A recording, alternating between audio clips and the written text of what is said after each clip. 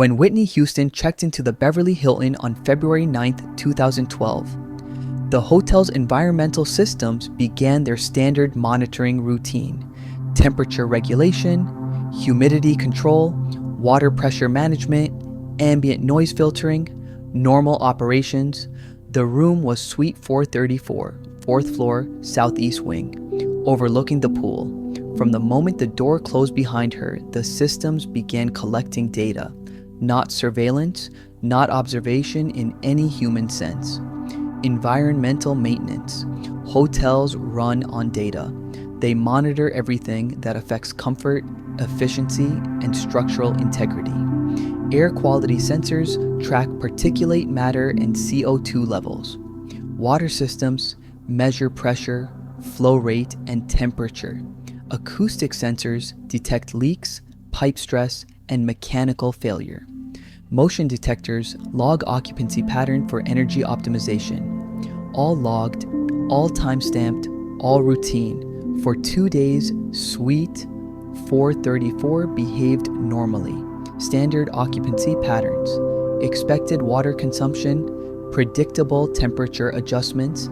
The systems registered a guest presence, responded to environmental demands, and maintained optimal conditions without incident. The data was unremarkable until February 11th. That morning began like any other. The suite's climate control activated at 6:47 a.m., responding to the scheduled wake-up temperature adjustment. Motion sensors registered activity in the main living area at 7:23 a.m. Water flow in the sink at 7:31 a.m. Standard morning routine.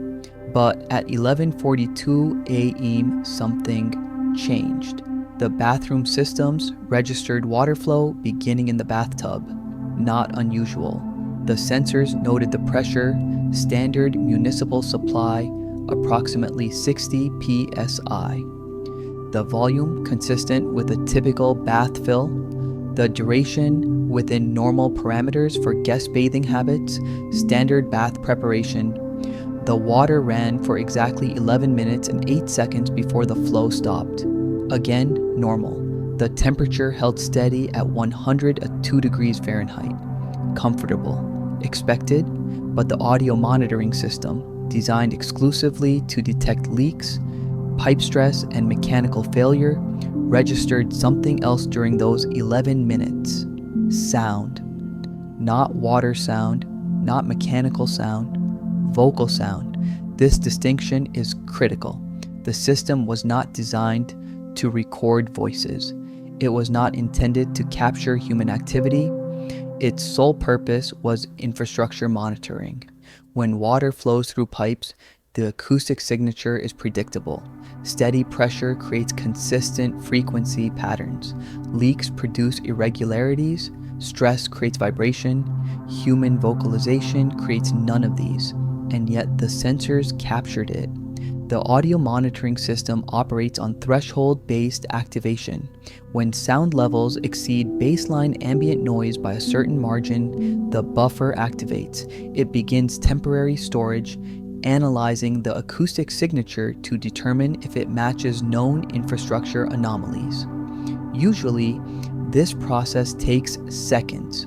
Classify the sound, compare it to the database, either save it as an anomaly or discard it as irrelevant. On February 11th, classification did not occur quickly. For 11 minutes and 34 seconds, the bathroom audio buffer remained active. Longer than usual, not long enough to trigger an alert. The system was listening, not intentionally, not programmed to, but listening nonetheless. Audio buffers in hotel environmental systems are designed to be temporary. They capture sound, analyze it in real time, and then either commit it to permanent storage or clear it to make room for new data. The average retention time for irrelevant audio is less than 30 seconds. Here, retention extended beyond 11 minutes. This suggests the system encountered something it could not immediately classify. Not dangerous, not alarming, just unclear. At 11:53 a.m., when the water flow stopped, the audio buffer should have cleared automatically. Bath complete. No leaks detected, no mechanical stress, no reason to retain the data. It did not clear. Instead, it remained in temporary storage, waiting for classification. Classification that never came, because at 11:54 a.m., 1 minute after the water stopped, something changed in the bathroom environment. The ambient noise dropped, the temperature readings flatlined, the humidity level stopped rising. Not gradually, instantly. The bathroom became silent, not empty, silent. This distinction matters more than it appears to. Empty means absence. When a room is empty, environmental systems register predictable patterns. Temperature equalizes with adjacent spaces. Humidity dissipates through ventilation. Ambient sound returns to baseline. The quiet hum of HVAC, the distant murmur of building systems, the subtle acoustic signature of an unoccupied space. Silent means stillness. Stillness in an occupied space creates a different signature. Body heat maintains localized temperature variance. Stillness in an occupied space creates a different signature. Body heat maintains localized temperature variance. Moisture remains suspended in the air. Sound dampens differently when soft surfaces, fabric, skin, hair absorb acoustic energy. The sensors detected stillness, not absence, not emptiness, stillness. And stillness, in an occupied space where motion had just ceased, creates questions for systems designed to understand environments through change. The system did not panic. Systems do not panic. They log changes. They compare data. They search for matching patterns in their classification databases. But they found no match. The bathroom was occupied. Body heat confirmed this. But there was no motion. Sensors registered complete stillness. There was no sound. Acoustic levels dropped to near baseline. But the space was not empty. Environmental signatures contradicted that.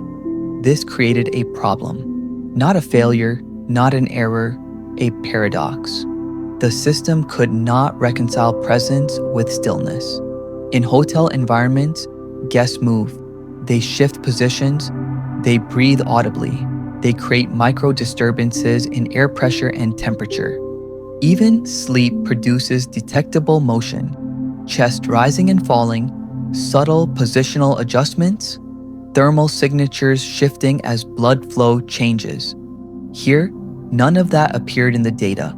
The bathroom registered as occupied, but behaving as if it were not. So the system did what it was designed to do when confronted with ambiguity. It waited. The audio buffer remained active, still holding those 11 minutes and 34 seconds of captured sound. The environmental sensors continued monitoring, searching for change that would clarify the situation. The motion detectors stayed in standby, ready to register movement that would resolve the contradiction. Minutes passed. 11:54 a.m. became 11:55 a.m., then 11:56 a.m., then 12 p.m. The bathroom remained still. At 12:03 p.m., motion sensors in the main suite finally registered activity.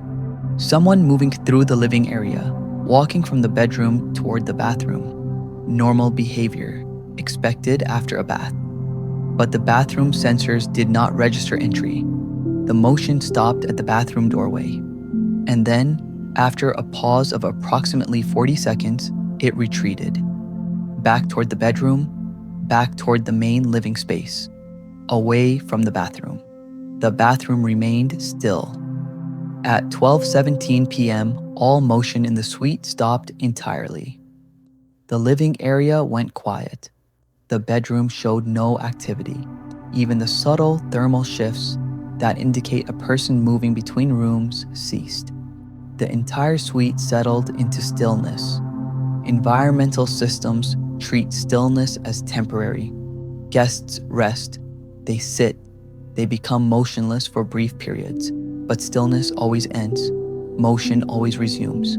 Here, it did not.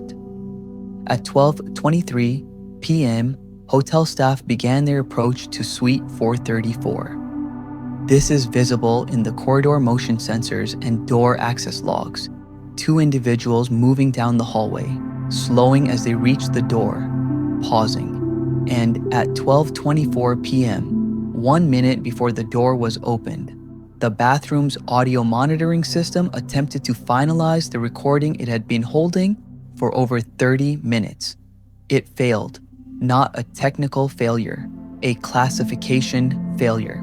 The system attempted to analyze the captured audio one final time. It ran the acoustic signature through every classification algorithm available. Water sounds, mechanical stress, structural vibration, equipment malfunction, none matched. The audio contained sound that did not fit any category the system was designed to recognize. So it flagged the file. Flagged files are supposed to be reviewed manually by maintenance personnel. They represent data the system cannot confidently classify, potential anomalies that require human judgment. This file never reached manual review because in the final seconds before the door opened, something else happened. The system attempted to save the flagged audio to permanent storage. And the save operation failed. Not because storage was full, not because of corruption, not because of any identifiable technical error. The operation simply did not complete. The file moved from temporary buffer to flagged status. Then, from flagged status to nothing. It stopped being referenced in the system logs, as if it had never existed, but the metadata remained. Timestamps confirming the recording started at 11:42 a.m. Sensor data showing sound was captured for 11 minutes and 34 seconds. System logs indicating the buffer remained active until 12:24 p.m.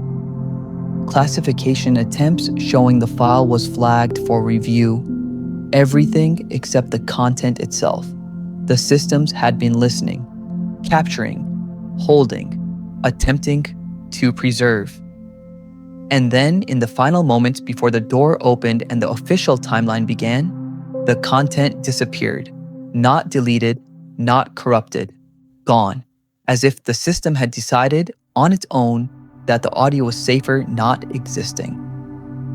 When hotel staff entered Suite 434 at 12:25 p.m., the environmental systems were still running their analysis, still trying to reconcile the data, still searching for a classification that made sense. They never found one, because by the time anyone thought to check, the audio that might have explained what happened in those final minutes was already absent.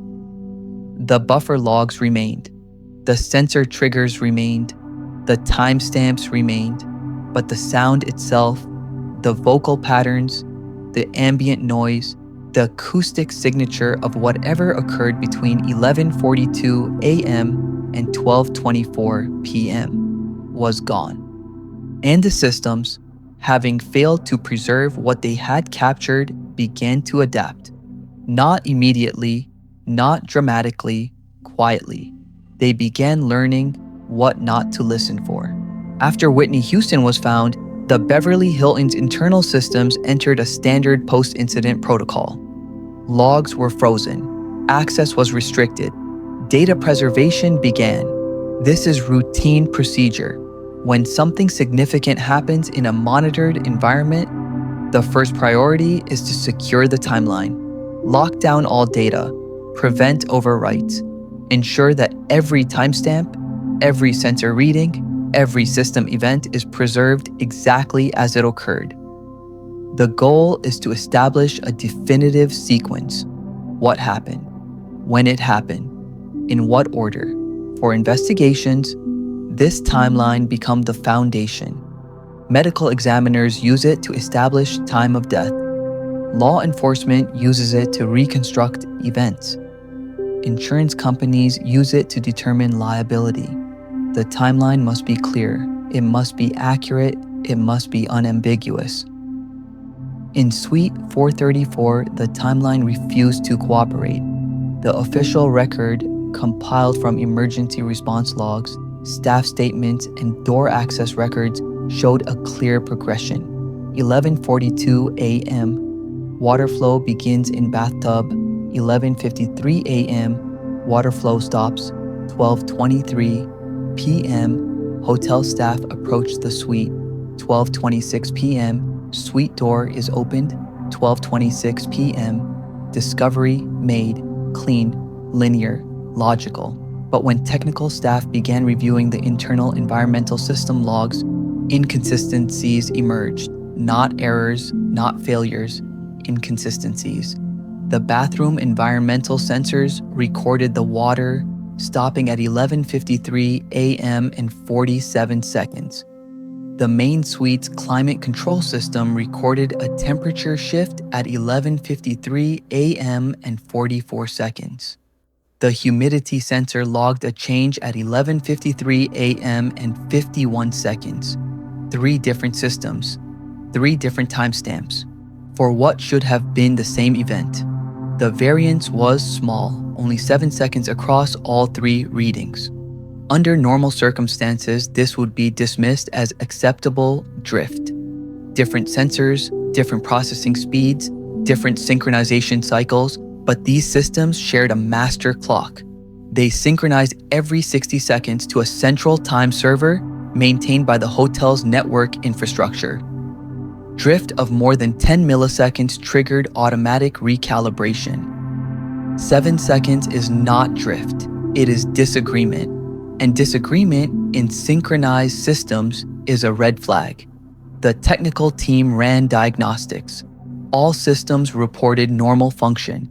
No clock errors, no synchronization failures, no communication issues with the time server. The timestamps were accurate, according to each system. They just did not agree with each other. This became more problematic as analysts expanded their review. The pattern was not isolated to the bathroom. Multiple systems throughout Suite 434 showed similar temporal inconsistencies during the critical window between 11:53 a.m. and 12:26 p.m. Door sensors logged events slightly before the motion detectors that should have triggered them. Climate control adjustments occurred milliseconds before the temperature changes that should have prompted them. The suite's electrical system showed power draw fluctuations that did not correspond to any log device activity. Each discrepancy was small. Each one alone could be explained. Together, they formed something harder to dismiss. The systems could not agree on when things happen. One analyst described it in an internal memo as temporal fragmentation. Events that should have followed a clear sequence appeared to overlap, stack, or occur in orders that violated causality. Effect before cause, response before stimulus, consequence before action. This should not be possible. Time in digital systems is absolute. It flows forward. Events occur in sequence, cause precedes effect. This is not philosophy. It is how clocks work. Unless the clocks themselves are uncertain.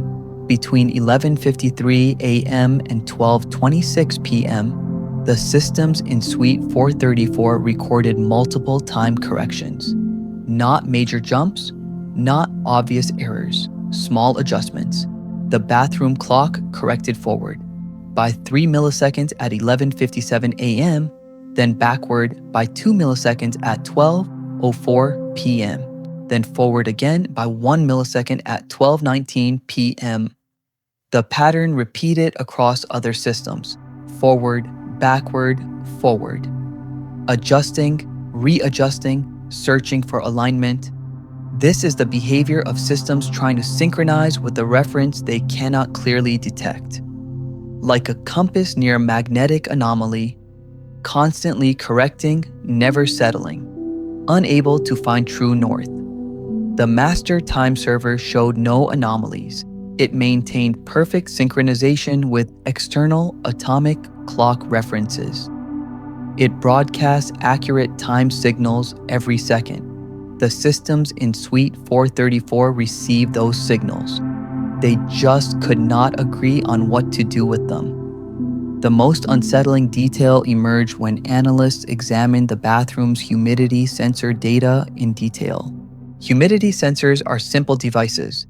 They measure moisture in the air using capacitive or resistive methods. When humidity rises, sensor readings increase. When humidity falls, readings decrease. The response is immediate and proportional. After a bath, the pattern is predictable. Water runs, steam fills the air, humidity spikes sharply, often reaching 80 to 90% in a small bathroom. Then ventilation activates, air circulates, moisture dissipates, humidity drops gradually, following a smooth exponential decay curve back toward ambient levels. This process takes 20 to 30 minutes depending on ventilation efficiency. The curve is always smooth. The decay is always gradual. The physics is always consistent. In Suite 434, the curve was not smooth. At 11:42 a.m., when the water began running, humidity started rising as expected. The sensor recorded normal escalation 45% to 62% to 78% over the first 8 minutes. At 11:50 a.m., humidity peaked at 81%. At 11:53 a.m., when the water stopped, humidity should have begun its gradual decline. It did not. Instead, the humidity level held constant at 81% for exactly 14 minutes. Not rising, not falling, constant, as if the air had reached equilibrium and refused to change. This violates basic thermodynamics. Humidity does not pause. Moisture does not wait. Even without active ventilation, air circulates through temperature differentials and pressure gradients. Humid air dissipates, dry air enters. Equilibrium moves toward the ambient level of surrounding spaces. Here, it held perfectly still. At 12:07 p.m., 14 minutes after the water stopped, the humidity finally began to drop. Not gradually, suddenly, from 81% to 68% in less than 90 seconds. Then it resumed a normal decay curve, dropping smoothly to 54% by 12:26 p.m. when the door was opened. Environmental engineers reviewing this data found no explanation. The bathroom's ventilation fan was operating normally throughout the period. Air circulation was confirmed by pressure sensors in the HVAC system. There was no blockage, no malfunction, no reason for humidity to behave this way. One engineer wrote in his analysis report, "The sensor functioned correctly. It simply recorded something that should not have been physically possible." That line was highlighted during internal review, then removed from the final report, because impossible data suggests faulty equipment, and the equipment was not faulty. It passed every diagnostic test. It showed no sign of damage or miscalibration. It was functioning exactly as designed. It simply measured an environment that was not behaving according to known physics. At 12:23 p.m., when hotel staff began approaching Suite 434, something changed. The temporal inconsistencies stopped. The time corrections ceased. The clocks aligned. Within seconds, all systems in the suite synchronized perfectly. No more drift, no more corrections, no more disagreement. The timeline stabilized, but it stabilized around a sequence that was slightly different from the one recorded during the event itself. As if the systems had revised their understanding of when things happen, not corrected, revised. When investigators later requested the complete timeline, they received a clean, linear sequence. All timestamps aligned, all events in logical order, no inconsistencies. The timeline looked perfect. because the systems had spent 33 minutes correcting themselves until it was. But what they corrected away, the overlaps, the reversals, the impossible sequences, was never preserved. Those contradictions were smoothed out, reconciled, erased. The final timeline was accurate, but it was not original. It was the result of systems trying to make sense of an environment that, for 33 minutes, did not make sense. And in that process of making sense, something was lost. Not data, context. The timeline shows when things happen. It does not show when the systems thought things happen. Those are not the same, and the difference between them is where the truth became uncertain. Audio files do not delete themselves. This is a fundamental principle of digital storage. Files are created through deliberate processes. Data is written to storage media. File headers are generated. Metadata is assigned. The operating system indexes the file location. Creation requires input. Storage requires space. Deletion requires command. In Suite 434's bathroom monitoring system, something broke that sequence. The system confirmed that an audio recording was initiated at 11:42 a.m. Buffer activation was logged. Data capture was marked as active. The system was recording, but recording does not mean saving. Modern audio monitoring systems use a two-stage process. First stage, temporary buffer. Audio is captured in volatile memory, RAM, that holds data only as long as power is maintained and the buffer is not overwritten. Second stage, classification and storage decision. The system analyzes the captured audio.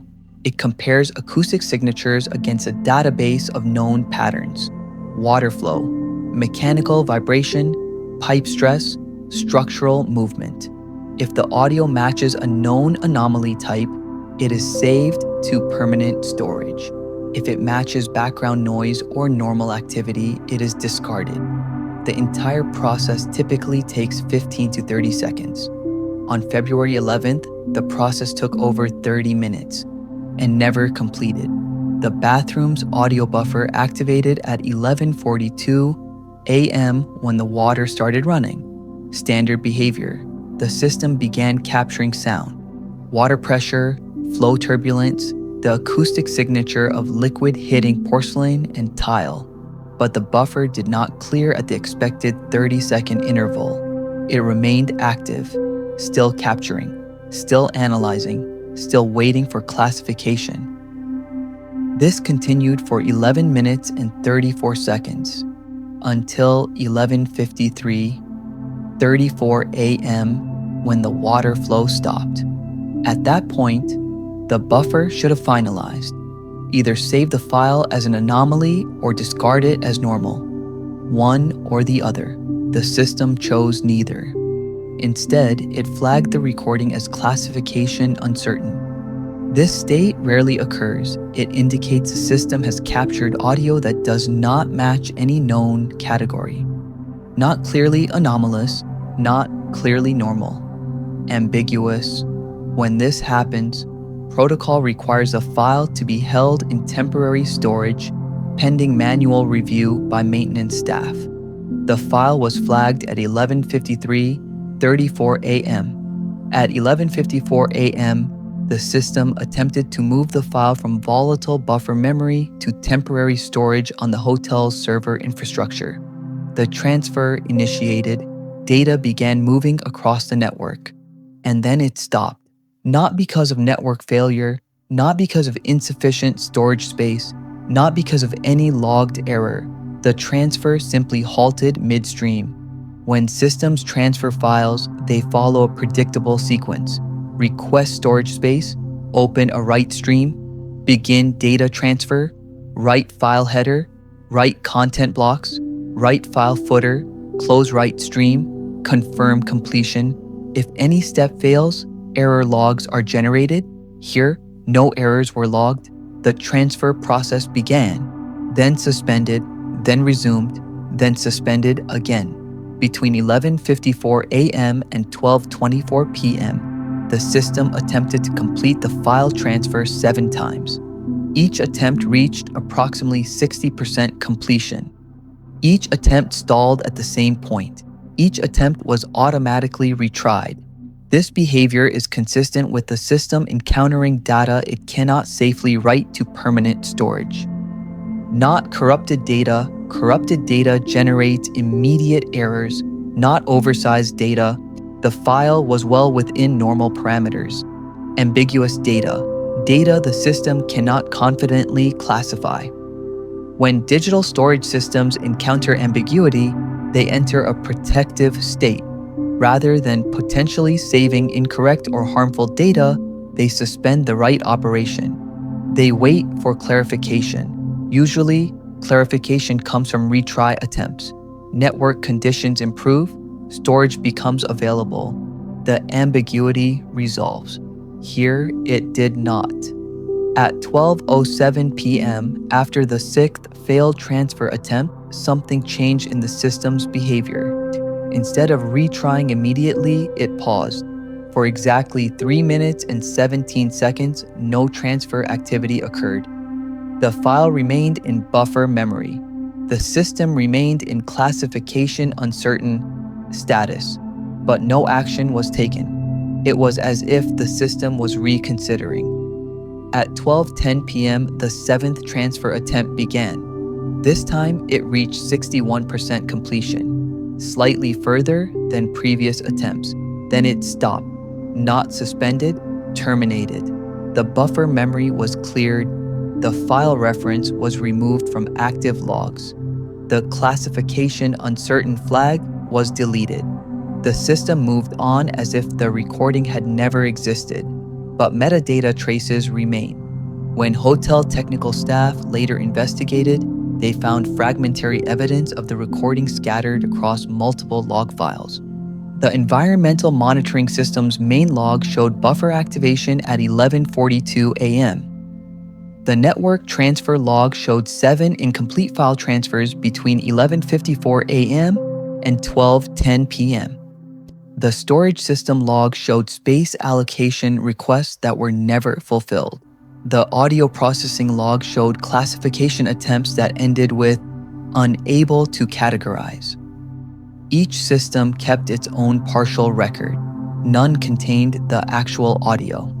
One technician described it during internal review. The system remembers trying to save something.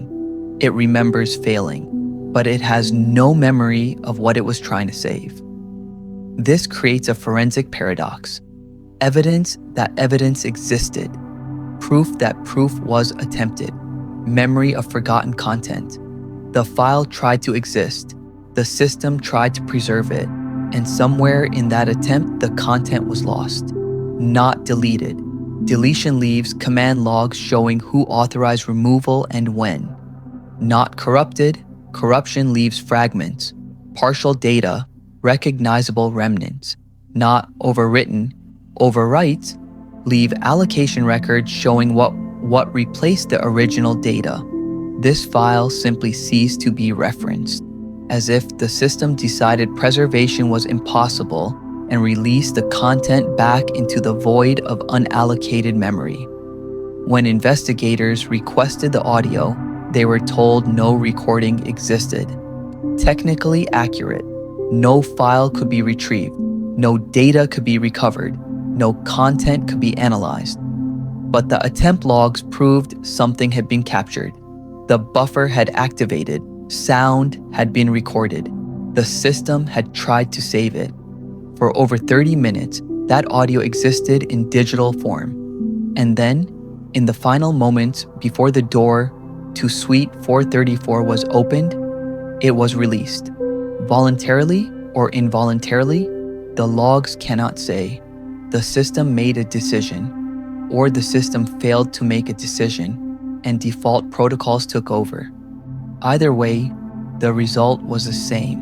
The audio that might have documented the final sounds in Suite 434, the water, the silence, whatever filled the space between, was not preserved. Not because technology failed, because technology succeeded in doing what it was designed to do when confronted with ambiguity. It protected itself. It released what it could not safely classify. And in doing so, it ensured that no incorrect data would ever be stored. The cost of that protection was certainty. We know something was recorded. We know the system tried to save it. We know it failed. We do not know what was lost in that failure, only that it existed briefly, and then it didn't. After the investigation concluded, Suite 434 was cleared for reoccupancy. Standard protocol: environmental systems were reset, logs were archived, maintenance performed routine checks. The room returned to service. From an operational standpoint, everything returned to normal. But the systems did not return to normal. Not visibly, not dramatically, not in any way that would trigger alerts or require intervention, subtly. Over the weeks and months following February 11th, the bathroom's audio monitoring system began behaving differently, not malfunctioning, adapting. Modern environmental sensors are equipped with machine learning capabilities. They are designed to improve over time. They learn to distinguish between true anomalies and false positives. They refine their classification algorithms based on accumulated experience. They learn what to ignore. After February 11th, the system in Suite 434 learned to ignore more. The first change appeared in the buffer activation threshold. Previously, any sound exceeding 48 decibels triggered temporary recording. After February 11th, the threshold increased to 53 decibels. 5 decibels is not a large change, but it is significant. A normal conversation registers around 50 decibels. Water running in a sink is approximately 50 decibels. A television at moderate volume is 55 decibels. By raising the threshold to 53 decibels, the system effectively stopped recording conversational sound. It would still capture loud anomalies, pipe bursts, structural impacts, mechanical failures, but ambient human activity would no longer trigger the buffer. The system had learned that human voices created classification problems, so it stopped listening for them. This adjustment did not require manual programming. No technician changed the settings.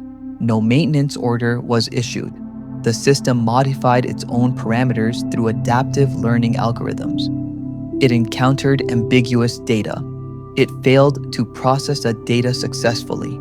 It adjusted to reduce the likelihood of encountering similar data in the future. Learned avoidance. The threshold change was only the first adaptation. Over the following 3 months, additional changes emerged. The audio buffer retention time decreased from 30 seconds to 18 seconds. The classification timeout shortened from 15 seconds to 9 seconds. The uncertain flag criteria narrowed. Fewer acoustic patterns qualified for manual review. The system was becoming more decisive and less observant. It resolved ambiguity by avoiding it. These changes were not unique to the audio system. Other environmental sensors in Suite 434 showed similar drift patterns. The humidity sensor's response curve became less sensitive. Previously, it registered changes as small as 0.5% relative humidity. After February 11th, the threshold increased to 1.2%. The temperature sensor showed increased smoothing in their data. Rapid fluctuations were filtered more aggressively. The reported temperature became more stable, not because the actual temperature was more stable, but because the system was reporting less variation. Motion detectors required more sustained activity before registering occupancy. Brief movements, a hand gesture, a head turn, someone shifting position, no longer triggered logging. The suite was still monitored, but it was monitored less precisely.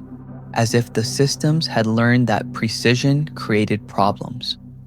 One analyst, reviewing long-term performance data across the hotel's entire monitoring infrastructure, noticed an anomaly in Suite 434's statistical profile. Most hotel rooms show a consistent pattern of environmental variability. Guests move, temperatures fluctuate, humidity changes, sounds occur. The data is messy but predictable. Suite 434's data became unusually smooth. Fewer anomalies flagged, fewer variations logged, fewer moments requiring classification. Not because a room was used differently than others, because the systems were reporting differently. The analyst wrote in a quarterly performance report, Suite 434 operates within normal parameters but consistently underreports environmental events compared to equivalent rooms on the same floor. That observation was noted, not investigated, because underreporting is not a failure. It does not trigger maintenance calls. It does not generate guest complaints. It does not cost money. Underreporting is simply quieter. And quiet systems are efficient systems, but quiet has a cost.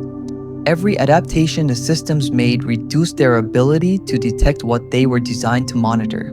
The audio system's higher threshold meant actual leaks might not trigger alarms if they were not loud enough. The humidity sensor's reduced sensitivity meant moisture problems might develop unnoticed. The systems were protecting themselves from ambiguity at the expense of observational accuracy. This trade-off is common in machine learning systems. When faced with data that causes processing problems, algorithms adjust to avoid that data. It is efficient, it prevents system overload, but it creates blind spots, and blind spots hide things. By mid-2012, Suite 434 had become one of the least monitored rooms in the hotel, despite having the same sensor infrastructure as every other suite. The equipment was functional. The sensors were operational. The data was flowing. But the systems had learned not to look too closely. They had learned that certain kinds of data cause problems. Ambiguous data, uncertain data, data that could not be easily classified. So they narrowed their focus to what they could confidently process. And everything else became background noise. This behavior extended beyond Suite 434. Environmental monitoring systems across multiple properties operated by the same hotel management company showed similar adaptation patterns following high-profile incidents. Not just the Beverly Hilton. Other properties, other systems, same response. After any event that generated ambiguous data, equipment failures, unusual guest behavior, unexplained sensor readings, the systems adjusted. Thresholds increased. Sensitivity decreased. Classification became more selective. The systems learned from experience. But what they learned was not how to better detect anomalies. They learned how to avoid classification uncertainty. One forensic data analyst specializing in hotel security systems later reviewed the pattern and described it as defensive normalization. When systems encounter conditions they cannot process, they do not fail. They adjust their definition of normal. They narrow the range of what they consider worth investigating. They become conservative, and in becoming conservative, they miss things. Not catastrophically, not obviously, subtly. The systems still function. They still monitor. They still report. They just report less. And what they choose not to report is shaped by what they have learned to avoid. In Suite 434, the systems learned to avoid human vocalization. They learned to smooth environmental variation. They learned to require more certainty before flagging data for review. They learned that precision creates problems. So they chose efficiency over precision. This is not malfunction. This is adaptation. The systems did not break. They learned, and what they learned, they will not forget. Because machine learning does not work like human memory. Humans forget gradually. Machines remember permanently. The adaptations remain. The thresholds stay adjusted. The blind spots persist. Every future guest in Suite 434 is monitored by systems that have been shaped by what happened on February 11th, 2012. Not by policy, not by programming, by experience. The systems encountered something they could not classify. They tried to preserve it. They failed. They adapted to prevent similar failures in the future.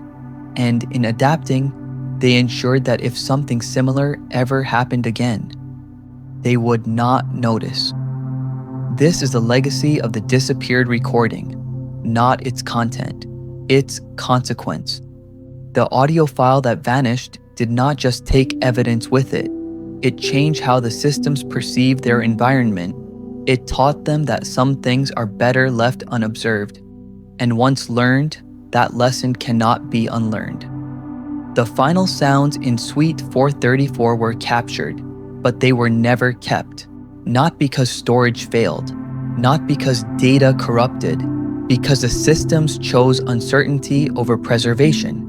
And in choosing uncertainty, they chose silence. Silence became the answer, not because nothing happened, because what happened could not be safely classified, and what cannot be classified cannot be kept. The disappeared recording left no evidence behind. No fragments, no traces, no recoverable data, only behavior.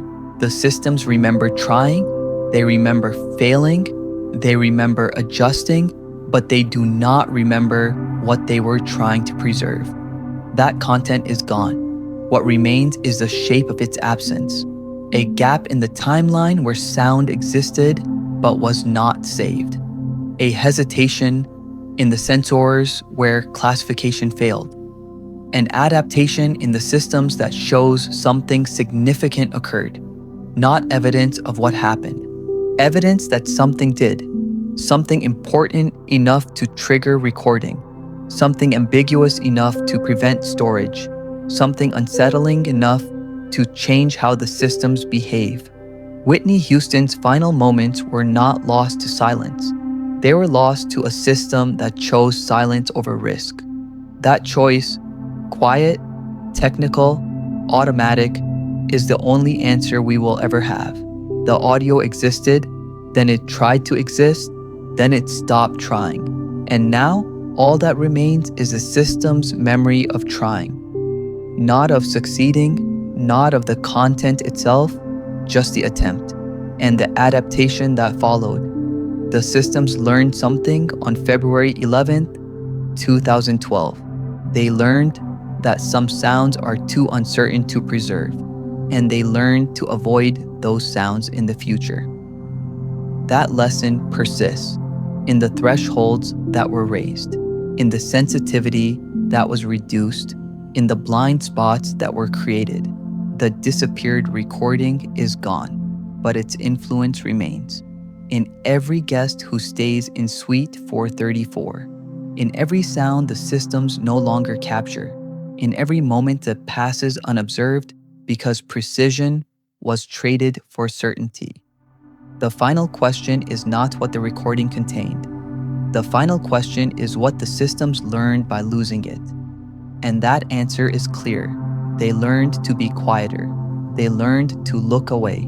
They learned that some truths are too ambiguous to keep. The audio file that disappeared taught the machines a lesson, and machines never forget.